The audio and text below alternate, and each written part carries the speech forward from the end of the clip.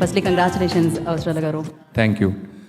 ఏంటి అందరూ ఏదో పెద్ద జాతకం తప్పు చెప్పాను అంటే ఒక మర్డర్ చేస్తాడు, లాస్ట్లో ఒక మర్డర్ చేశాడు, అది నేనే అయ్యాను.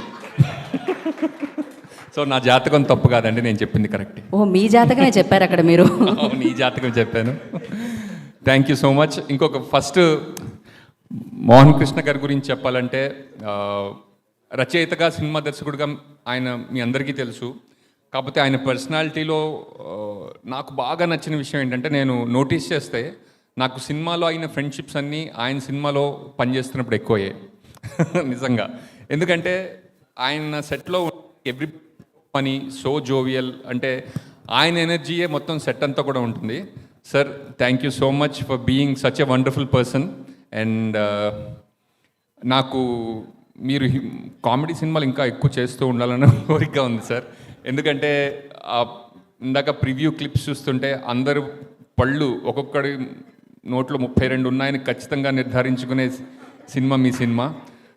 రూపా ఎస్ 32 ఉన్నాయి. Thank you. అండ్ ఈ సినిమా అందరూ చూశారు కాబట్టి నటుల గురించి నేనేం చెప్పగలను. Wonderful performance. అండ్ అంటే ఒక ఆల్రౌండ్ నటుడుగా దర్శిని అంటే ఒకసారి చూసిన విధంగా మళ్ళీ దర్శనం ఇవ్వట్లా. ప్రియదర్శి ఎందుకు ఇన్ని రూపాలు మారుస్తున్నావు, hi Rupa. And wonderful performance. అంటే సెట్లో చేస్తున్నప్పుడు కంటే సినిమా చూస్తున్నప్పుడు ఎస్పెషల్లీ ఆ రింగ్ తీసేసే సీన్లో వాట్ పెర్ఫార్మెన్స్ అనిపించింది రూపా. కంగ్రాచులేషన్స్. అండ్ కిషోర్ నిజంగా అంటే కిషోర్ స్క్రీన్ మీద ఉంటే డైలాగులు కూడా వినిపించినంత ఎనర్జీ ఉంటుంది థియేటర్లో. అది ఎట్లా. అండ్ హర్ష నిజంగా నాకు మీ నటన అంటే చాలా ఇష్టం అండి. And Bhargava thank you. Vinda garu and what a journey with you sir.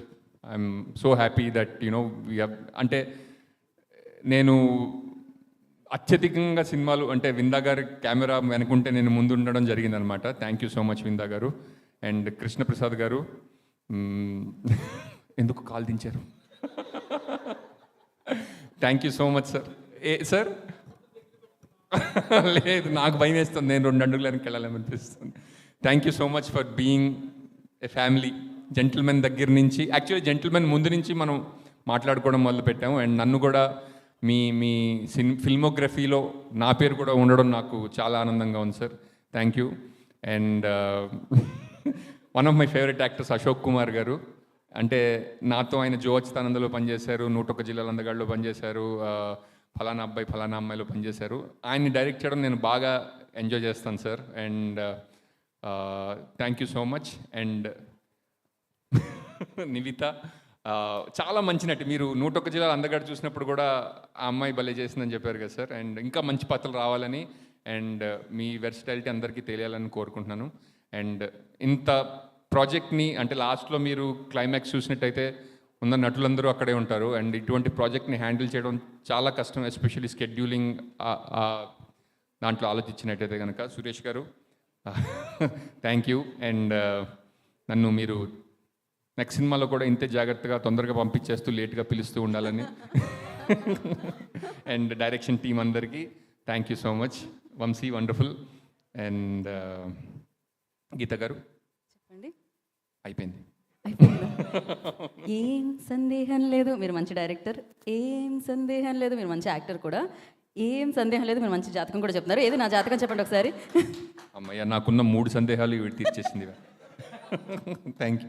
ఈ ఈవెంట్ చాలా బాగా చేయబోతున్నారని తెలుస్తుందండి. యా, ఆల్మోస్ట్ సగం వరకు కాకపోతే 11 నుంచి రేఖ 1:30 వరకు ఉంది. నాకు కొంచెం టెన్షన్గా ఉంది. ఏమంటారు ఇప్పుడు మరి? ఇక్కడే ఉండమంటారా 11, 1:30 వరకు? లేదు, థ్యాంక్ యూ సో మచ్. 1:30 లోపు ఏమైనా జరగాలి, మీకు కాల్ వస్తుంది చెప్పండి.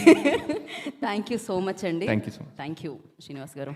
హ్యాపీగా ప్రశాంతంగా వెళ్ళి కూర్చొని చూడండి. అండ్ ఇప్పుడు